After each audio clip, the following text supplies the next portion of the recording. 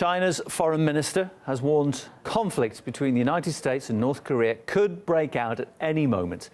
Now, those words come as tensions grow in the region. Earlier, Washington had pledged a harsh reaction to Pyongyang's warning that it will carry out a nuclear weapons test this weekend. We are sending an armada. If you become a threat to others, at some point, a response is likely to be undertaken. Well, North Korea was quick to respond, its vice foreign minister saying that the country would confront any threat from the US with a preemptive strike. He warned that Pyongyang has a powerful nuclear deterrent.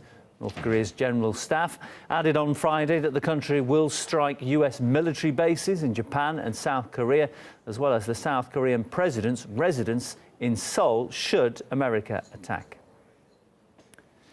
With tensions rising fast, many media outlets are getting increasingly heated in their coverage too. And NBC is quoting unnamed intelligence officials saying that the US has positioned 2 destroyers capable of shooting Tomahawk cruise missiles close to the North Korean nuclear test site.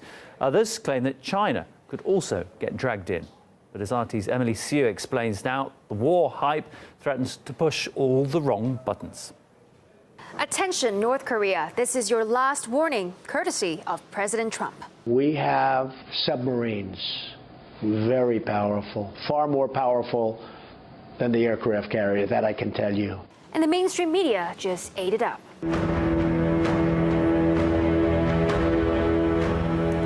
Tensions increasing this morning between the U.S. and North Korea. Now he's moving Navy ships toward the Korean Peninsula to send a message to China's ally. Military options for North Korea presented to President Trump. Sources say they include placing nuclear weapons in South Korea or killing Kim Jong-un. We have the controversial plans. The possibility of military action by the new American president seems more realistic tonight. And when the foreign journalists visiting Pyongyang were told to prepare for a, quote, big and important event on Thursday, their excitement turned into one headline after another. The hype got many anticipating that this big and important event to be North Korea's 6th nuclear test. Except, turns out it was just an opening of a new street with a showcase of a new development project. Whoops. But that's only the tip of the iceberg when it comes to over-the-top speculation on North Korea. For example, this journalist tweeted saying Pyongyang is preparing to detonate a nuclear bomb in a secret tunnel on Saturday to commemorate the birthday of North Korea's founder. His sources are unnamed, but hey, that didn't stop the media from jumping on it. Second example, some media outlets have shown satellite images of a North Korean nuclear test site, saying there's ongoing activity there.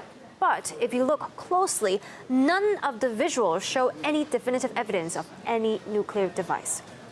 And it gets even better. Not only are the missiles coming, they're going to have sarin in them.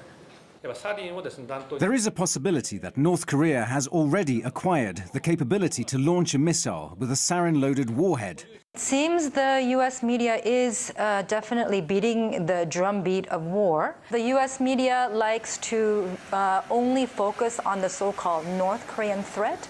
But a lot of what the Western media talks about in terms of North Korea is really based on distorted facts and factual inaccuracies about the historical context of how we've gotten to this crisis. I believe what is happening right now is that the U.S. is flexing its muscle in order to intimidate North Korea. We have been here before in the past.